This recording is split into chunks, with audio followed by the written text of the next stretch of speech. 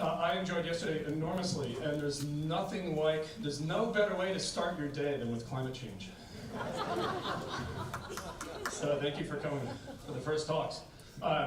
So I'm just going to start with a very quick tour of our vegetation in the Bay Area, and these are patterns that are familiar to all of you who live around here. You know, we start near the coast, and we're in these beautiful fog, drip, wet redwood ecosystems, and then move inland. This is up at Pepperwood, where my fieldwork is, into the mixed hardwood, Doug fir, bay, madrone, a lot of different oaks. That's actually a mix of evergreen and deciduous oaks there. You can't quite tell during the summer when they're not deciduous. But part of that is one of the favorite ecosystems to people who work in this area, the Oregon oak, on these north-facing slopes. It's a very cool, a lot of native grass in the understory. You know, a species that comes all the way, that actually comes down from Canada and reaches its southern limit here in the Bay Area. Moving further inland, or on steep slopes, sometimes actually even near the coast, you can get on shallow soils, steep shallow soils, chaparral vegetation, of course very fire prone. This is on Mount Diablo after the Morgan fire. And then as you reach the edge of the Central Valley, the spectacular annual grasslands, of course a mix largely of exotics as well as California native wildflowers. So if you take all that and look at it as a vegetation map, I'm not even putting a key on here, because the important thing to see when you look at a vegetation map for the Bay Area is the banding of the vegetation from northwest to southeast, right? Because the dominant patterns are these gradients in distance from the coast. Because we have these really strong gradients in summer temperatures getting warmer going inland, winter temperatures getting colder going inland as we move from maritime to a continental climate. Very high rainfall on the winter storms hitting the Santa Cruz Mountains and the Sonoma Mountains and developing especially the conifer forests. And in fact, if you were to start in Brentwood in summer and drive to Stinson Beach, that is the equivalent of going up a 10,000 foot peak in terms of the temperature gradient. So you can kind of think of the Bay Area as a 10,000 foot mountain laying on its side from the warm interior, like the bottom of the mountain. But of course the top then is not an alpine, right? It's the beach. And here we are at this maritime climate with the warm winter, and just this really fascinating climate gradients. And the lesson this teaches us, and this is just our local example, this lesson is taught worldwide, is that vegetation is very strongly shaped by climate. Temperature, rainfall, freezing events, the fog drip. You know, we can slice and dice it different ways, whether it's fall temperatures, winter temperatures, spring, summer, night, day. You know, some of the challenge of climate data is that it's sort of infinite ways to parse through these complex data sets and think about what might matter to the plants. Now with one plant, you can get out there and do the physiology, like this species really cares about this or that one really cares about something else. But when we try to take the big picture, we really just have to step back with these broader patterns often. Now layered on that, of course, there are incredibly important patterns in soils, serpentine soils, some other special soils, and patterns of disturbance, which we'll come back to more, like fire. But we know that climate at a global scale has a very dominant role in shaping the structure, function, and species composition of vegetation. So those are the patterns across space. So it may not be surprising, given those patterns, that when climate changes over time, that vegetation changes over time. And that will be one of my themes earlier this morning, is about what is that time scale like. This is an image of Clear Lake in Lake County, not on fire. And that's a dredging rig in the middle of the lake. Because Clear Lake, some of you will know, is a very, very unusual body of water. It's one of the most geologically stable lakes, certainly in the West, one of the most stable in North America. It's more than 100,000 years old.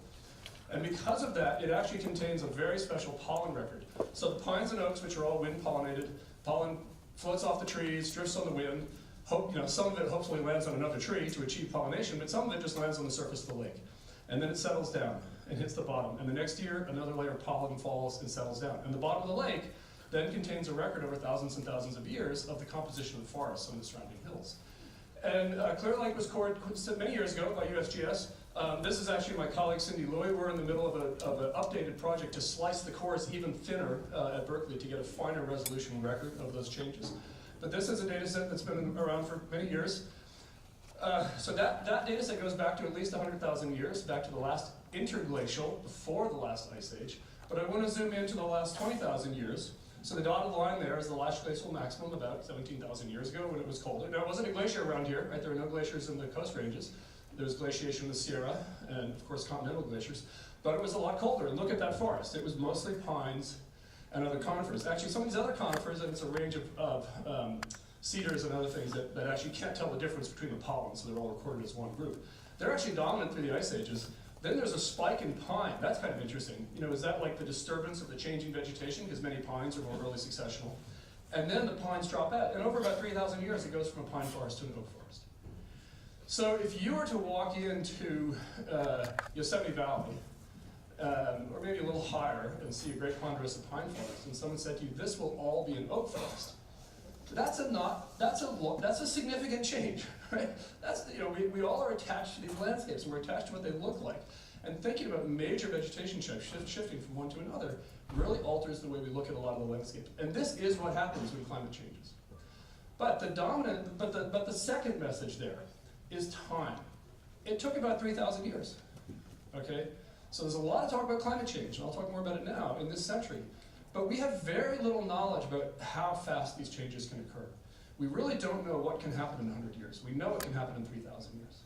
And we don't know if the vegetation can change much faster, and it was simply that's how fast the temperature was changing, or is that, you know, is that maybe the limit of how fast the vegetation can change? These are just very difficult questions to answer from the fossil record. We have very few fossil record examples of change, if any examples of changes as fast as the changes we expect in this century. So to shift to the future, we are in an era of running our society on fossil fuels. We are all the beneficiaries of this decision that we all made socially about 170 years ago. They are incredibly efficient, energy dense, easy to move around the world, easy to build an industrial society on, and really hard to wean yourself of. So this is the record over the last 60 years of the annual emissions of carbon into the atmosphere. You can actually see certain events. 2008, you can actually see the recession, that little dip towards the end. And then you actually see a little flattening. There are a lot of things changing. China is changing its energy patterns, electrification is changing, there's economic factors. And you know, the question is, where does this curve go in the future? When the IPCC has modeled this, so this is the international governmental or intergovernmental body that has brought together governments from around the world. They've looked at a range of scenarios. So these scenarios, this is not temperature, this is carbon emissions. Like how much carbon are we going to put in the atmosphere year after year after year after year? And if you're in the lingo of climate change these days, it's all about those numbers on the right. So if you go around talking about RCP 8.5 and RCP 6, then you're really in the know. You know, people are like, oh, they know their climate change stuff. But actually, all you have to know is bigger numbers are worse, okay? So bigger numbers mean more carbon, and more carbon means warmer temperatures and more climate change. RCP 8.5 is something approximating business as usual, the scenario that we've been on for the last 50 years, but we're shifting. If we were to achieve the goals laid out in the Paris agreements, that curve would be somewhere between 6 and 8.5. It'd be coming down. It wouldn't be, we're not on anything close to a trajectory of complete renewable energy. But certainly, RCP 8.5 is no longer business as usual. I think we're just bending the curve and beginning to get onto lower trajectories. So as you emit carbon year after year after year, it accumulates in the atmosphere. And what this shows is the x-axis here, the horizontal axis, is the total amount of carbon emitted by humans into the atmosphere since the beginning of the Industrial Revolution. Okay? The y-axis is global temperature. So the black curves, I'm afraid I'm going to blacken the screen when I do this. It's a little hard to see the pointer here, but the black curves are the actual historical record. So we're up to 500 gigatons of carbon and 1 degree of warming right now. Yeah, that's right. So right now we've emitted about a total of 500 gigatons of carbon into the atmosphere. Global temperatures have warmed by about 1 degree Celsius, and I apologize that as Americans, we're always stuck going back and forth between Celsius and Fahrenheit. The rest of the world figured out one scale they could live with, and left us being confused a lot of the time. So 1 degree Celsius, almost 2 degrees Fahrenheit. And the rest of those curves this is the choice we have as a society. How far up that curve do we want to go? So those different scenarios of what our emissions curves over the next 100 years mean how far up to this cumulative carbon emissions do we go? And it's close to a linear relationship. For every 500 additional gigatons of carbon, it's an additional degree of warming. And do we want to go up to 2, to 3, to 4, to 4.5? Or do we accomplish this goal that has been set as a global goal of under 2? And of course, Governor Brown has been an international leader in pushing the under 2. The IPCC will come out, the UN will come out this fall, pushing for under 1.5, saying that even under 2 is high risk as a society, and yet we're not even close to getting on the under 2 trajectory. So this is the world we all live in, engaging individually, As a community, as a state, we're a leader in California, so everything we do has ripple effects around the world, way beyond the effects simply on our own economy. We are leading a dialogue about the fact that it is possible to transform the energy grid and not undermine the economy, and hoping that we set examples that the rest of the world can follow. So setting that aside, now let's get back to the plants. When we think about plants and think about them in relation to climate, a very useful framing for the whole problem is to really, plants really really like water. All gardeners know this. And why do we water our plants in the garden? We water plants in the garden because plants have to open their leaves, that little picture in the lower left there, they have to open the pores on their leaves to lose water, because you have to open those pores to get carbon to come in. So for a plant to grow, to get carbon in for photosynthesis, they lose water. And in fact, they lose on the order of 600 kilograms of water for every kilogram of growth that the plant can actually accomplish. So it's a phenomenal quantity of water that plants use in order to grow. So rainfall that falls out of the ecosystem, a lot of it's taken up by the plants, sent back to the atmosphere through these pores in the leaves, that drives plant growth. And then some of it gets into the soil, some of it may recharge our aquifers, and some of it runs off into streams. And this essentially sets up sort of two different kinds of drought that we can encounter, especially in a Mediterranean type climate like California. What we term climatic water deficit is the drought faced by vegetation when that water supply is insufficient to support growth. And that is essentially what California plants face every summer, all summer, as we have 6 months without rain. And of course, relying on soil stored water and sometimes very deep water that trees can tap into with deep roots. When there's a shortage of water running off into rivers, then we're dealing with a water supply drought. And that's, of course, what the water managers are facing. Are the reservoirs going to fill? Are the aquifers going to fill? Is there going to be water for humans? But these are very different kinds of drought. And in fact, a low rainfall year can create a water supply drought. But even in a high rainfall year, the ecosystems can still face high water deficits because of that hot summer. So when we get into the seasonality of rain and temperature, it sets up this dynamic that kind of is our California system. And it plays out very differently depending on if you're a water manager, a farmer, or someone thinking about natural vegetation. And of course, this sets up the need for irrigation and a lot of our patterns of irrigation. So what does Central California have in store in terms of climate change? We're kind of in the temperatures are warming. We're actually right kind of in the middle relative to higher warming at the poles, maybe lower near the equator. The warming in Central California is about the same as the average on a global scale. So if you hear in the news that it says the global temperatures have risen 1.1 degrees or something like that, we're about in that order of magnitude. We're not double that, we're not half that. Whereas the pole, like high latitudes like Alaska and things, are warming much faster. So we're warming about in the middle of that range. Inland areas are going to warm more than the coast, which means the gradient from inland to coast will get steeper, the summer gradient. So it'll get even hot. It'll get more hotter on the inland than it will get hotter on the coast. Both are warming up. Rainfall is highly variable. It will continue to be highly variable from year to year. We have no reason to expect that to change. Wet years may be wetter, droughts may be more intense. And these climatic water deficits will get more intense because the increased summer temperatures, even if it's raining, make that summer dry season more intense for the vegetation, and that's something we're quite confident about. And then the thing that we are least certain about is fog. The intensity, the frequency, the physics that draws the fog in off the ocean, across the valleys. There's so many different factors: the upwelling, the central current, the winds, the central valley sucking force of that heat. And those are there's still a lot of uncertainty and very low confidence in a sense what the future of fog might be in this century, which of course has enormous implications for coastal ecosystems. So here's the meat of the science of this talk, and it is a black box, and I'm not going to open it up. So I think it's a Yogi Berra quote. I meant to look it up. Saying predictions are really difficult, especially about the future. Which is to say, we're trying to think about what's coming in the next century, and it's all projection. We are doing our best to harness the tools of scientific modeling, the tools of social modeling, understanding our energy systems. We face fundamental uncertainties. That is the nature of trying to think about the future. It's hard enough to explain past events. Thinking about last fall's fire, but what about explaining future events? This is a modeling exercise that leads to something a lot of people in the scientific community are engaged in, thinking about how vegetation will change in a changing climate. And basically what we're doing is taking the patterns of vegetation of the landscape. It's cooler near the coast, it's warmer inland, which plants live in which environment, taking models that tell us how those climates will move around, and then basically reshuffling the plants. It's like the plants are like little jigsaw pieces, and it's like, oh, the hot climate moved over here, let's move the oak woodlands over there. And at its core, it's no more complicated than that. But we spent a long time trying to get it right. So this is an example, if not going to work, from my lab, looking at a Bay Area that's 7 degrees Fahrenheit, 4 degrees Celsius warmer, a drier future, a wetter future. It does in the models. You know, even though as I said summers will be more intense, it does play out differently. The dark blue there are the conifer forests, which disappear off those maps. The dark red are shrublands, especially chaparral shrublands that are seen taking over the coast in the drier one.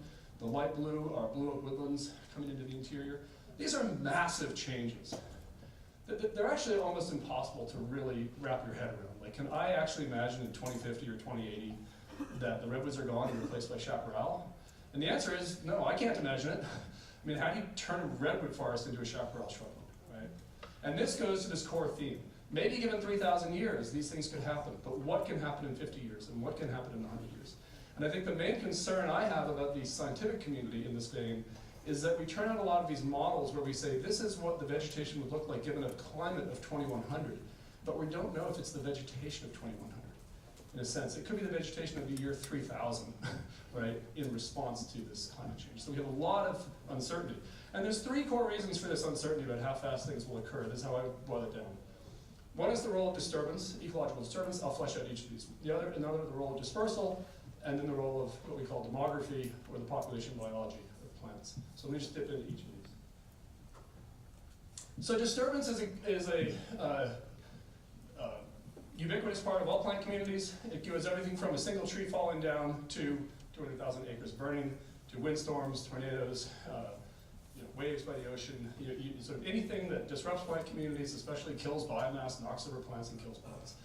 The importance of disturbance is that it's really hard for a new plant to get a hold in a community without some space opening up, fundamentally. So disturbance is essential for understanding community change in a changing climate, because it's the moments when plants die that, in a sense, opportunities are created. And that means that fires actually are very important opportunities, and I'll come back to that theme. They could be ecologically very, very critical to the way that climate change impacts on vegetation play out.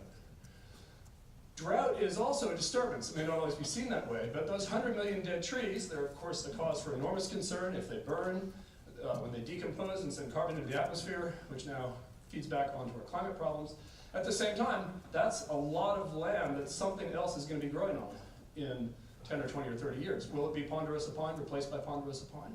Or are there black oak seedlings in the understory that, following this drought, when the tree cover is gone, have the opportunity to pop up? And now we do see transitions from pine to oak, for example, which we've already seen in the Sierra foothills. So these moments, as much as they're sort of a short-term kind of trauma from seeing plants dying, this is critical to the way ecological systems respond, and the dynamics of ecological systems are the changes that happen during disturbances. And of course, fire now is a critical component. So if we go up into the Sierra foothills and see a stand replacing fire, where maybe a lot of those seedlings are the same species that died, but of course there's enormous opportunity there for other species, if they can arrive or if they're present in small numbers, to increase in abundance. Here's up in Grouse Hill and Pepperwood. So in terms of this region, in terms of the recent fires we've seen here, a lot of them are oak woodland fires, and a lot of the oaks are very resilient, but there's a lot of dead standing Doug fir, and there certainly are open questions about whether there is the potential for significant vegetation change, because the seedlings are gone also. And if the seed trees are gone, at least locally, there's a lot of patches out there with dead Doug fir. And I would say, as an ecologist, saying that seems like a wide open question. What are those going to look like in 10 years? Is it going to be Doug fir coming back? Or is this a moment that we'll see vegetation change with other species coming into those communities? But again, a lot of it are these oak woodlands that, and as we all have heard and know, these oaks are incredibly resilient. And even if all the seedlings are wiped out, that may be just a temporary setback, in a sense. And it may be likely much less opportunity for significant vegetation change in these oak woodland systems, as Scott Stevens talked about yesterday. The role of demography is simply that plants live a long time, so change takes a long time.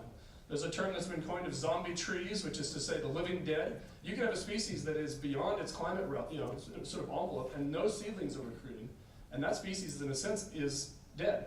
But those trees could be there for 100 years, individually, with the deep roots tapping into the water sources. So which of these stands, there's a stand of blue oaks, for example, which of these stands maybe are on their way out due to climate change, but we won't even see it in our lifetime, just because of the resilience of these big trees.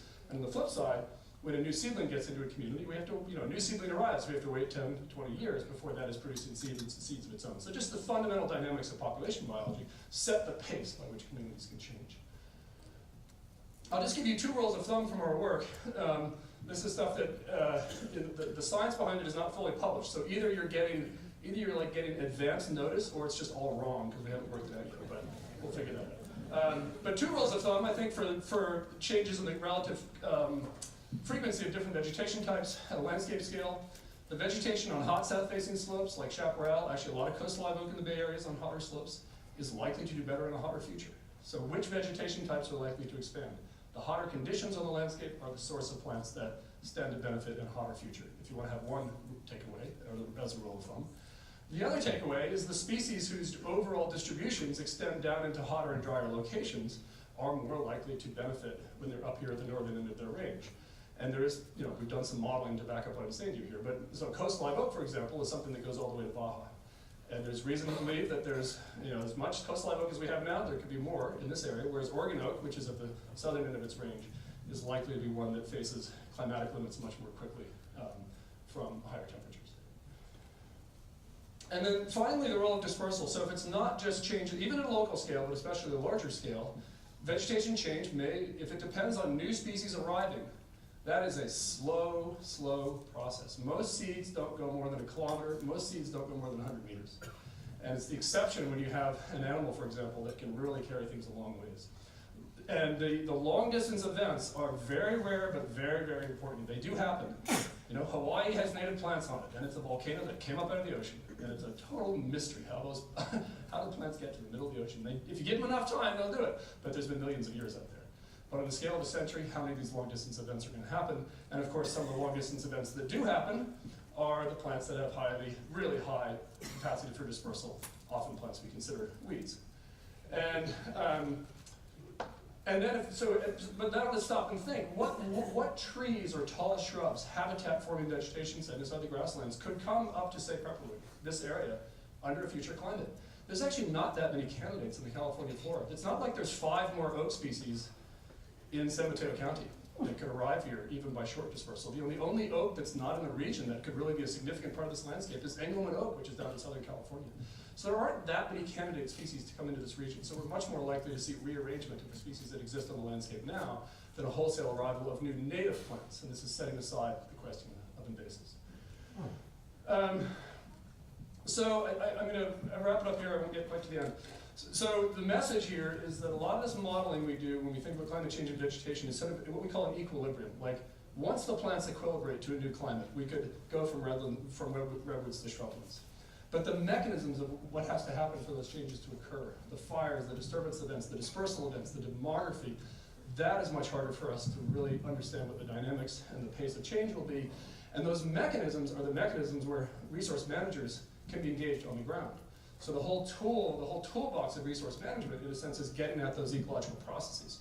So whether it's replanting after fires, whether it's assisted migration of species that we think maybe are worth bringing up here because it's going to be a hotter future, and do we want Engelmann oak in the Bay Area? If we want it, we can't wait for the acorn woodpeckers to fly here from Los Angeles. It's not going to get here. So these are choices that we would have to make. So really, this is just a background to say that the whole toolbox of management, in a sense, when you put it in a climate change context, we have to think about it in terms of the mechanisms of these changing communities and where they might lead in the long run. So I'll leave it there, and happy to answer questions, and look forward to the discussion later on. Thanks.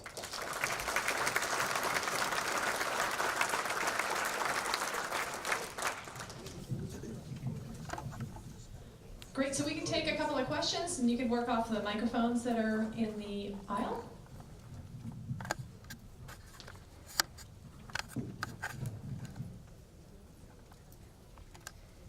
Climate change really is a downer, huh?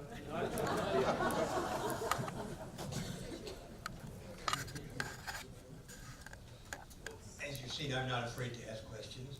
So, But I have the vis-a-vis microphone. disturbances, is it not on? No, maybe raise it up a little. Oh, I should squat. There we go. Vis-a-vis disturbances and how important they are for adapting to climate change. If thinking about using mechanical vegetation management versus prescribed fire.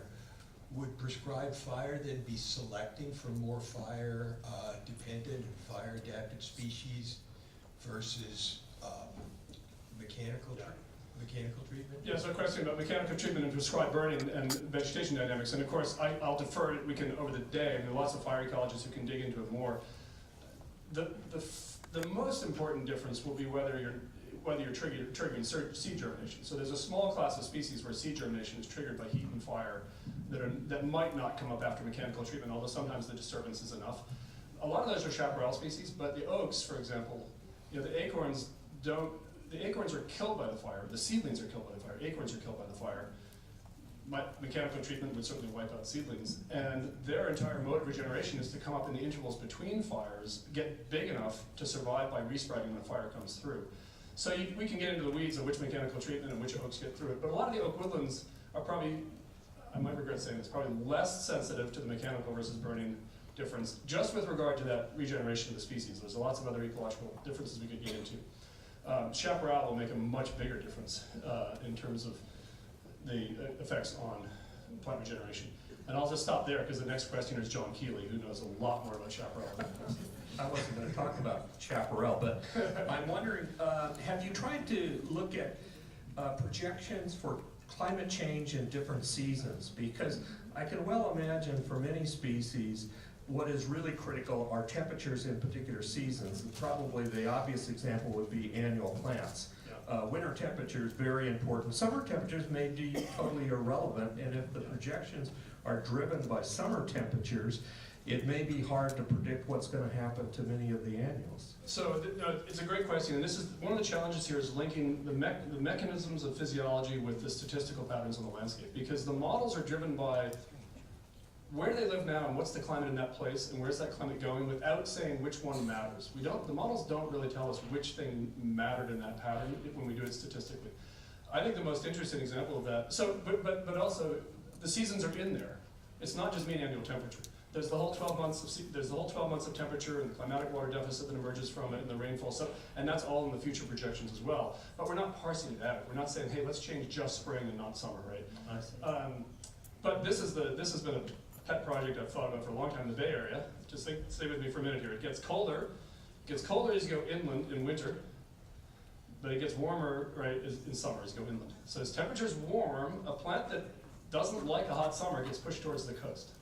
A tropical plant that might be impacted by freezing, warming will let it actually move inland. So we could have plant species passing each other in the Bay Area if they're sensitive to winter versus summer temperatures, because the two gradients are, the winter and summer temperature gradients are reversed, and that's particular to the maritime continental pattern. You don't get that when you go up a mountain. Like winter and summer both get colder going up a mountain, but the maritime continental has winter and summer decoupled. So Bay Area has some super cool climate patterns that set up, could be surprises, like non-intuitive surprises about how things respond. And it's all about the seasonality.